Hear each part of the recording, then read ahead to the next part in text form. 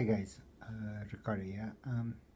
Guys, I was going through my emails this evening and I got an email from one of my new agents and he's like asking me, Ricardo, so how do you dress to be to make a good impression on your client, whether it's a listing or a sale or a rental or whatever.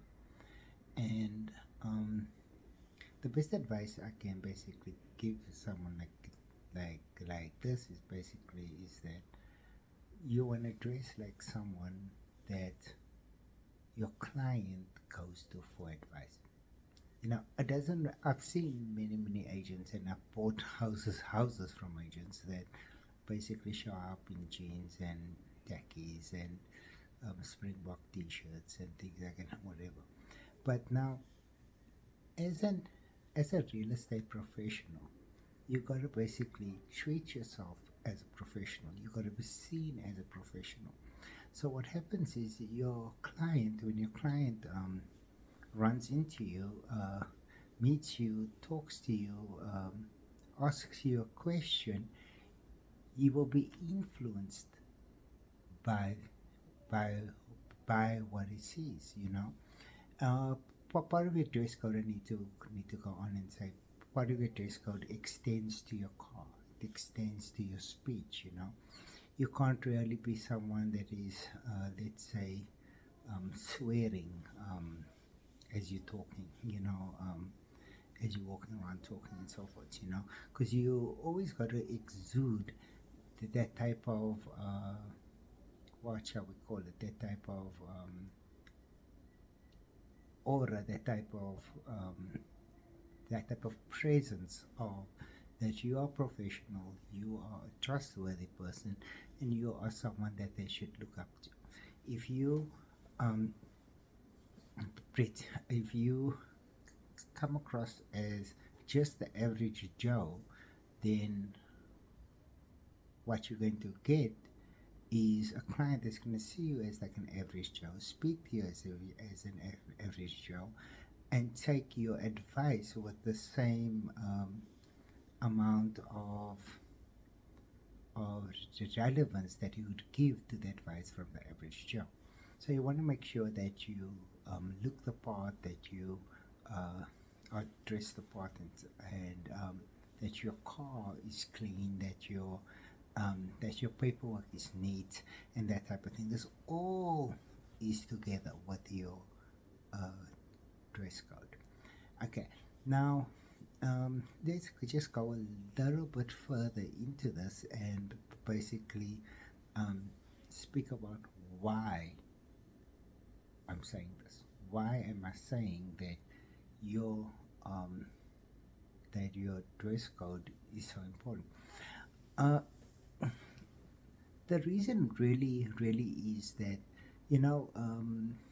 when you go out there and you speak to someone that you've never met, you have never met this person before. Think about it. This person is there in some shorts, broken khakis, that t-shirt, and that type of thing. How do you treat that person? I'm not saying that you treat them badly. I'm not saying whatever, but like, what happens inside of you, when you speak to that person, compared to when you're speaking to someone that is wearing a three-piece suit, getting out of a nice, clean vehicle, that type of thing. How do you speak to that person? How do you treat that person? Or even if you cannot see it in yourself, have a look at other people.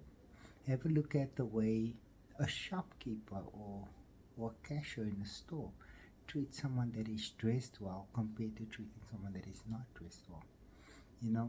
Have a look at the difference between the way people that do they call him sir? Do they call him? Do they call her ma'am? Depending on the way that she's dressed. I think so. At the same time, it just can't hurt The only time it could hurt to be dressed very smartly, I think, is perhaps if you are doing, let's say, you are doing your real estate in on a farm.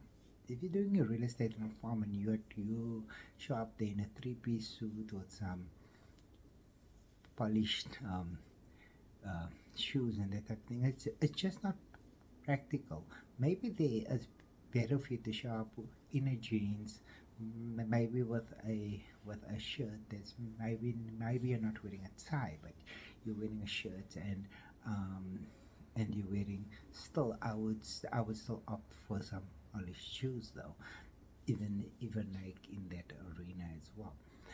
So you always wanna dress in a way that basically uh, tells your client that your client should be listening to you, that your client um, that that what you say is worth something.